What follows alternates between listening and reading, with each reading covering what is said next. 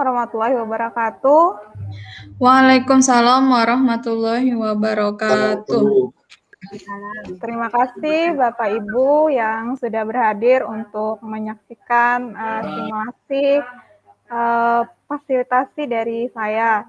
Hari ini saya akan mempresentasikan tentang kurikulum operasional sekolah atau KOS.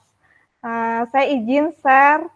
Sebelum saya share materi, mungkin Bapak Fahrul Roji mau memimpin doa pada hari ini supaya kegiatan kita berjalan lancar. Silakan Bapak Fahrul Roji.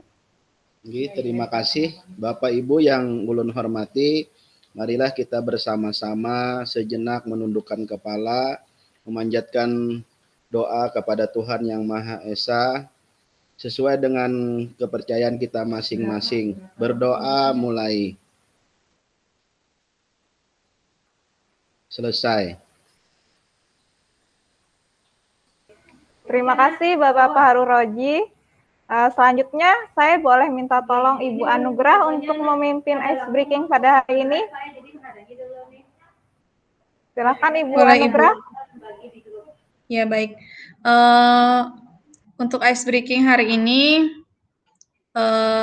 kalau ini aja ya Bu ya, mungkin secara singkatnya saja kalau misalnya saya katakan hijau, maka Bapak Ibu tepuk tangannya sekali. Tapi kalau misalnya saya katakan hitam, maka Bapak Ibu tepuk tangannya 2 kali. Tapi kalau hijau hitam berarti 3 kali ya.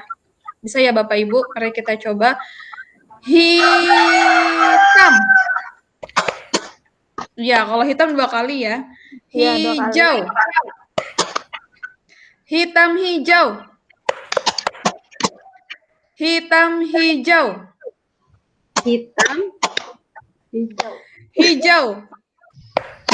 Oke, gitu saja Bapak Ibu Aziza, terima kasih. Ya, terima kasih Ibu Anugrah atas ice breaking-nya. Saya izin share materi ya Bapak Ibu.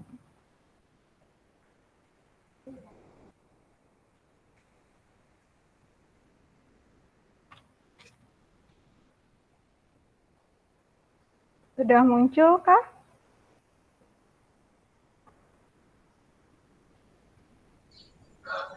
Sudah, Bu. Ya. Ya. Nah, ini materi saya pada hari ini tentang prinsip pengembangan kurikulum operasional di satuan pendidikan. Nah, apa sih fungsi dari prinsip pengembangan kurikulum ini? Fungsi dari prinsip ini adalah untuk membantu kita dalam membuat atau menyusun kurikulum operasional di sekolah. Jadi, prinsip berisikan gambaran menyusun kurikulum operasional di sekolah. Dalam prinsip pengembangan kurikulum operasional di sekolah itu ada 5 hal yang harus kita ketahui.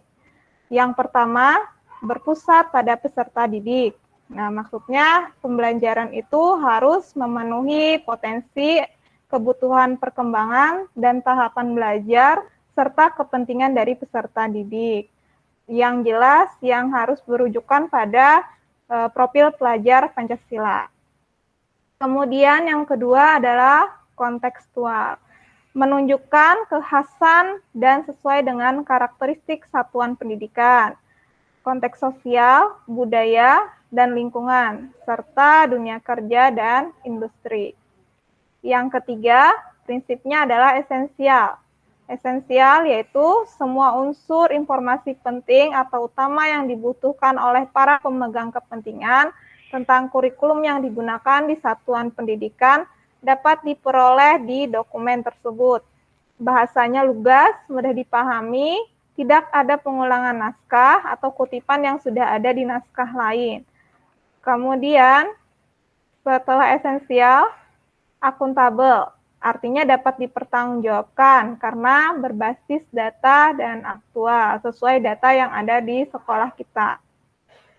Yang terakhir, melibatkan berbagai pemangku kepentingan. Nah, dalam mengembangkan kurikulum operasional di sekolah, kita harus melibatkan beberapa pemangku kepentingan seperti komite, kemudian orang tua, organisasi, berbagai sentra, serta industri dan dunia kerja, itu untuk SMK. Kemudian dalam pengembangan kurikulum operasional ini kita berada di bawah koordinasi dan supervisi dari Dinas Pendidikan. Nah, selanjutnya, dalam pengembangan kurikulum operasional sekolah ini, yang jelas kita harus mengacu pada profil pelajar Pancasila, terutama ketika akan menyusun visi, misi, dan tujuan. Nah, itu tadi 5 hal yang penting dalam pengembangan kurikulum operasional di satuan pendidikan. Nah, itu presentasi dari saya. Mungkin ada Bapak Ibu yang ingin bertanya, saya beri 2 kesempatan saja ya Bapak Ibu. Saya, Bu. Bapak Nurholis? Iya. Iya, Bapak. Jadi ada yang ingin saya tanyakan. Pertanyaannya, mengapa kurikulum operasional di satuan pendidikan itu harus dibuat secara kontekstual, Bu? Iya. Yang dari Bapak Nurholis itu mengapa kurikulum operasional di satuan pendidikan harus dibuat secara kontekstual. Nah, karena kita harus menunjukkan kekhasan atau karakteristik satuan pendidikan kita. Karena kan kita berada pada satuan pendidikan yang daerahnya berbeda-beda. Jadi di situ kita menunjukkan kekhasan, karakteristik satuan pendidikan kita yang kita kembangkan sesuai keragaman dan potensi dari daerah masing-masing, sehingga kita berharap lulusan anak-anak nanti itu dapat berkembang di daerahnya, dapat memiliki potensi untuk berkembang di daerahnya. Seperti itu, Bapak. Bagaimana, Bapak Holis?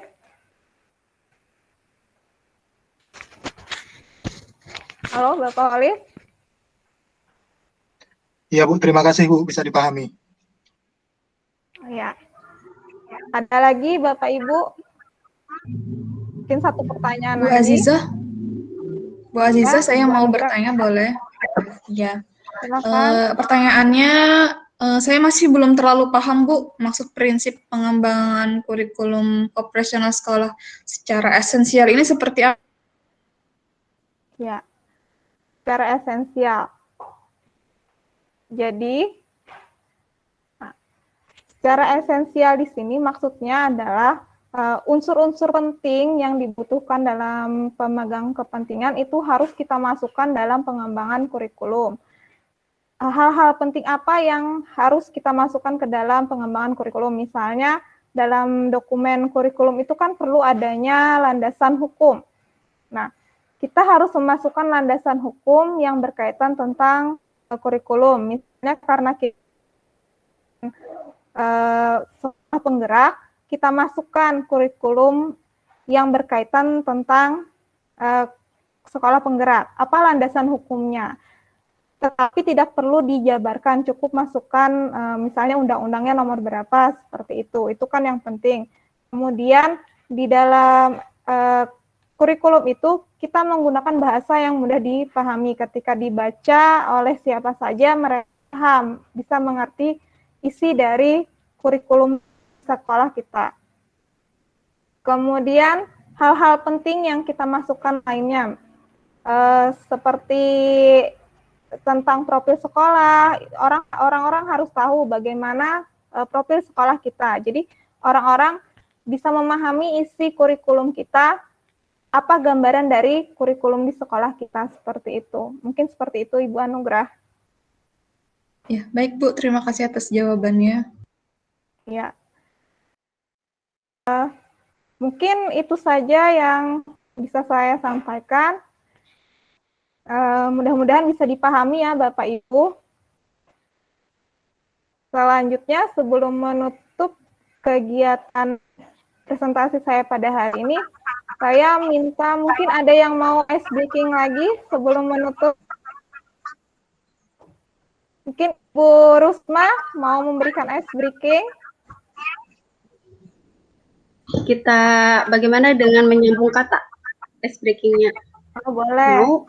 Bapak Ibu silakan Ya. hidupkan mikrofonnya. Kita menyambung kata misalnya negara.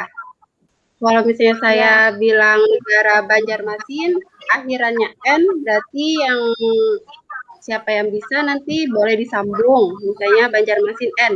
N itu misalnya negara Nepal. Nah, terus disambung dengan yang lain yang bisa menjawabnya. Bagaimana, Bapak Ibu bisa?